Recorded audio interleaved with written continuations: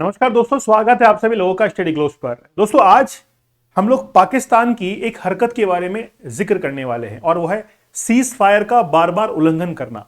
क्या पाकिस्तान बार बार यूं he cease fire का उल्लंघन करता रहेगा, वायलेशन करता रहेगा और बार बार हम भी यूं ही पढ़ाते रहेंगे? और क्या ये सिलसिला जो है वो जारी रहेगा? क्या इसका कोई सॉल्यूशन है? क्या समाधान की तरफ हम लोग देख सकते हैं? तो आज हम लोग देखेंगे कि आखिरकार रिसेंटली क्या हुआ है और पाकिस्तान ने सीज फायर का वायलेशन क्यों किया, वो किस बात को दबाना चाह रहा था जिसके तहत अभी रिसेंटली ये कुछ घटनाक्रम जो है वो चला है। आज जिस दिन मैं लेक्चर को रिकॉर्ड कर रहा हूं वो है 14 फेब। इसी दिन जो है वो पुलवामा अटैक हुआ था।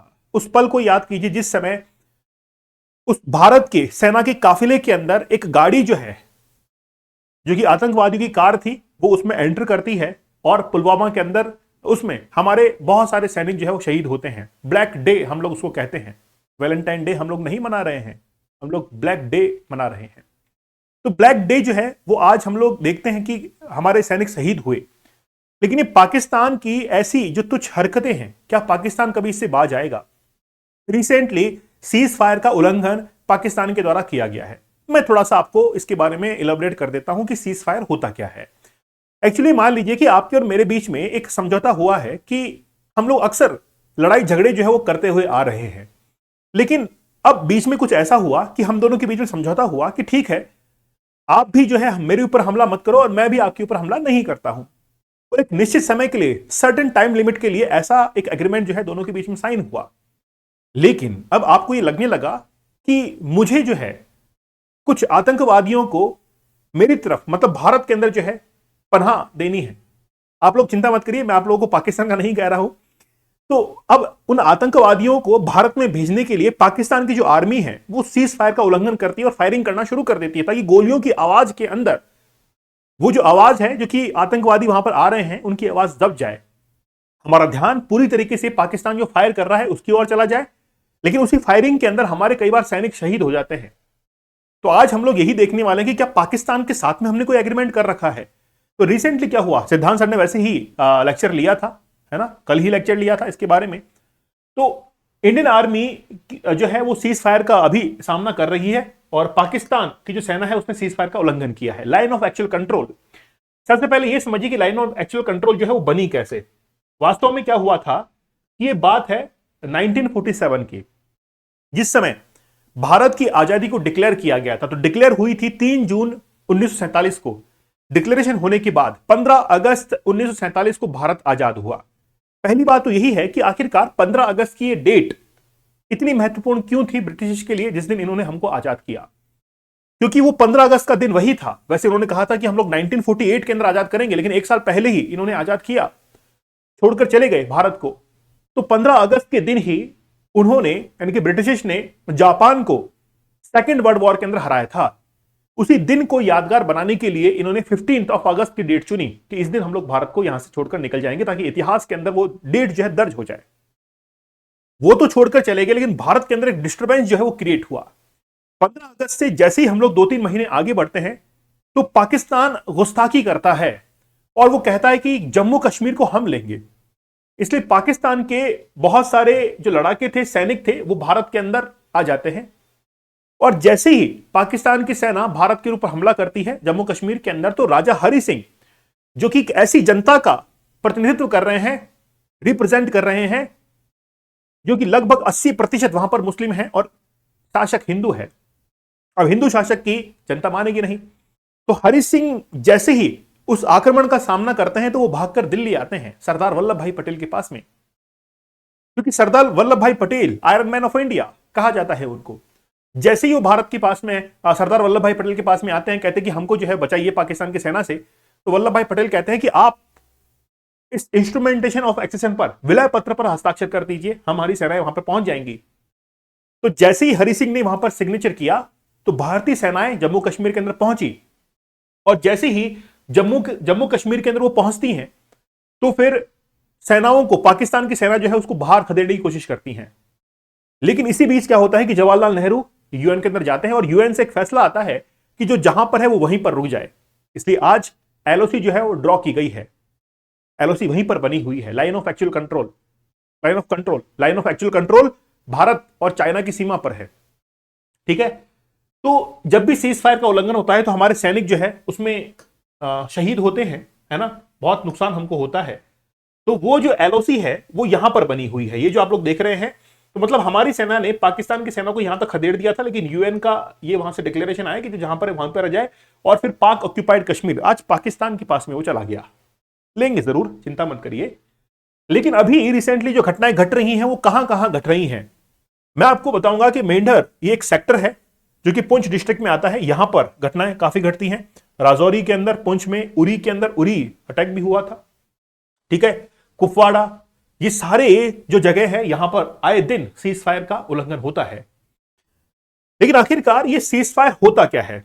दो पार्टीज के बीच में जब एग्रीमेंट हो जाए कि हां हम लोग एक दूसरे के ऊपर हमला नहीं करेंगे, ठीक है, या तो दोनों पार्टी आपस में एग्रीमेंट कर ले, या फिर जब दोनों पार्टियां नहीं करती तो थर्ड पार्टी इसमें एंट्री करती है और फिर वो एग्रीमेंट करवाती है।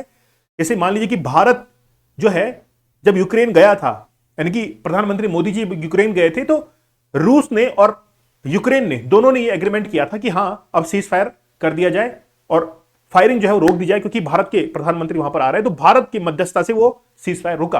तो यही सीज फायर की जो है वो डेफिनेशन है कि सीज फायर जो है वो एक स्टॉपेज होता है या सस्पेंशन होता है ऑफ वॉर, लेकिन वो एक लिमिटेड टाइम पीरियड के लिए होता है, ठीक है।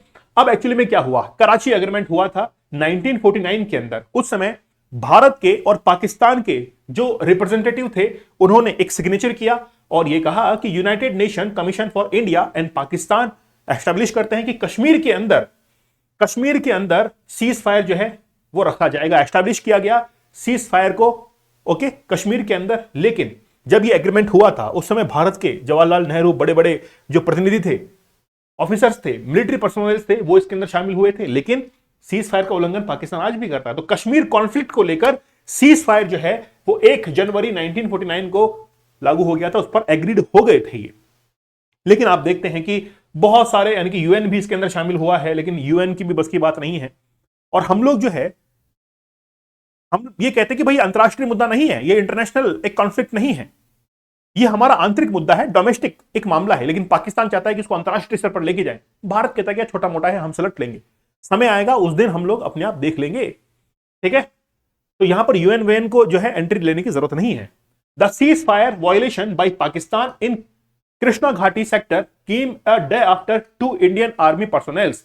तो जो 2 आर्मी पर्सोनेल्स थे, ठीक है, ओके, इंक्लूडिंग अ कैप्टन, एक कैप्टन जो थे वो हमारे शहीद हुए थे। इम्प्रोवाइज्ड एक्सप्लोसिव यानी कि आईईडी जो थे उसके अंदर एक्सप्लोजन हुआ और ट्रिगर होने के बाद में हमारे 2 जवान जो है इसके अंदर शहीद हुए।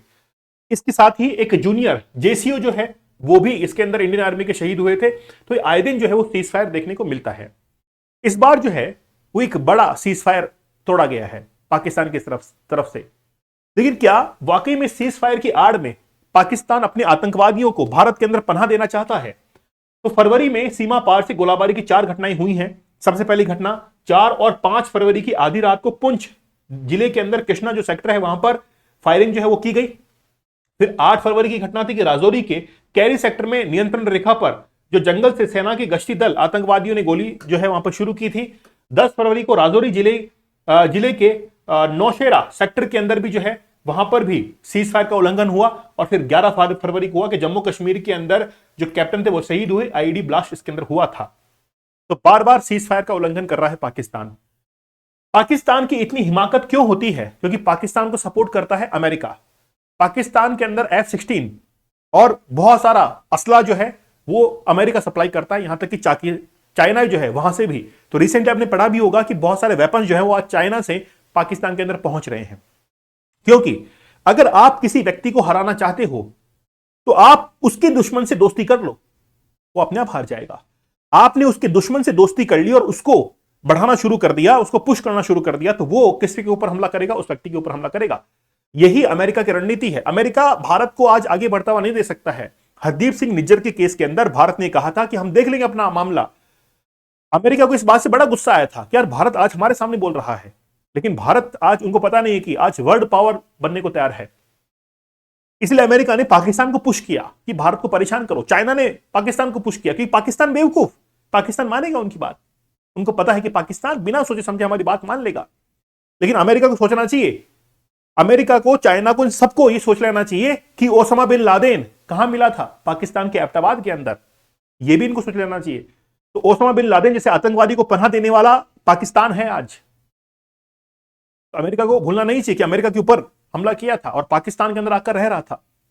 पाकिस्तान इनकार करता था कि हमारे यहां पर नहीं है, लेकिन पता था, उनको पता था अलकायदा का सरगना हेड यहां पर है, क्योंकि वो उसको काम में लेना चाहते थे। उससे पहले कोई दूसरे हमले की तैयारी में, लेकिन उससे पहले ही उसको अमेरिका ने खत्म कर दिया। 2003 के अंदर भारत ने युद्ध विराम के कई समझौते किए। 2018 से 2020 के बीच में 10,752 बार सीज फायर जो है उसका उल्लंघन हुआ। 364 सुरक्षाकर्मी और 341 नागरिक जो इसमें घायल हुए। 2020 के अंदर 5,000 बार, देखिए एक साल के अंदर 5,000 बार सीज फायर का उल्लंघन हुआ है। 2021 के अंदर 25 फरवरी को युद्ध विराम पर समझौता हुआ है और फिर से क्या हो रहा है, सीज फायर का उल्लंघन हो रहा है। आज इस लेक्चर को बनाने का मकसद यही है कि आज 14 फेब है ना, ठीक है, और हो सकता है कि आज आप इस लेक्चर को कल देखें 15 फेब को, लेकिन ब्लैक डे हम लोग आगे मनाना नहीं चाहते हैं। अब बस यही है कि पाकिस्तान को, वैसे तो पाकिस्तान अपनी माली हालत के अंदर है, हम पाकिस्तान को किस आधार पर हरा सकते हैं in terms of economy. Pakistan को हराने के लिए हमको बलूचिस्तान पर ध्यान देना पड़ेगा। पाकिस्तान को हराने के लिए हम लोगों को बलूचिस्तान पे ध्यान देना पड़ेगा और जो खैबर पख्तूनवाला इलाका है वहां पर ध्यान देना पड़ेगा। हमको अफगानिस्तान को पुश करना पड़ेगा। साथ ही में चाइना जब इंटरप्ट करेगा तो चाइना को ताइवान का याद दिलाएंगे, भाई उधर ताइवान है, तो ताइवान से दोस्ती अच्छी करनी पड़ेगी। तो ये सारे जो है वो फैक्टर हमको देखना पड़ेगा। चलिए, आप लोग हमारे 75 डेज के हार्ट चैनल जरूर ज्वाइन कीजिए, बड़ा जबरदस्त है, लाइफ चेंजिंग है। मैं आपको कहना चाहूंगा कि पोर्नोग्राफी कहीं ना कहीं आपको असफलता की और अनसक्सेस की तरफ लेके जाएगी। चैलेंज प्लीज एक्सेप्ट कीजिए आप कि हाँ 75 डेज का चैलेंज जो है हम लोग एक्सेप्ट करते हैं। 75 रियल स्टोरीज मैंने बताई हैं, 75 टेक्निक्स बताई हैं, और वो टेक्निक रिसर्च पेपर के बेसिस पर हैं, यूं ही नहीं है। इसलिए आप जरूर जो है इस चैलेंज को एक्सेप्ट कीजिएगा। आप लोग चाहें तो 100 डेज का चैलेंज भी आप लोग एक्सेप्ट कर सकते हैं। ठीक है, तो मिलते हैं आप लोगों से अगले सेशन के अंदर। तब तक धन्यवाद, थैंक यू, जय हिंद।